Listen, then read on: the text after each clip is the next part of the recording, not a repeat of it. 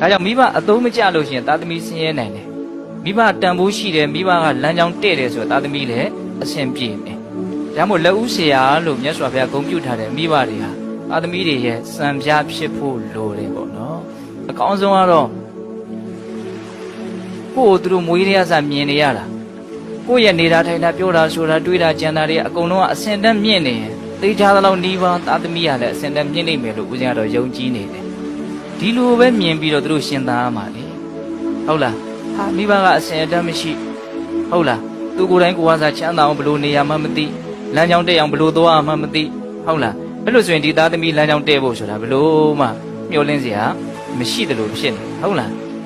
ဒါကြောင့်မလို့မိဘဆိုတာသားသမီးရဲ့စံပြပုဂ္ဂိုလ်ဖြစ်ဖို့လိုတယ်အဲ့ဒါအကောင်းဆုံးသားသမီးကိုချီးမြှောက်တယ်လို့တောင်ဘုံဘုံကပြောလိုက်ခြင်းသေးတယ်ဟုတ်လားကိုကိုအကောင်းဆုံးဖြစ်အောင်လမ်းကြောင်းတက်အောင်နေတာကိုကသူ့ကိုသင်ကြားပေးရရောက်နေတယ်တခါတလေကိုကစကားနဲ့ရှောက်ပြီးတော့ပြောနေရတာတွေကရှေ့ကလုတ်ပြတာရဲ့တစ်ချက်ကိုမှီချင်းမှမှီတာဟုတ်လား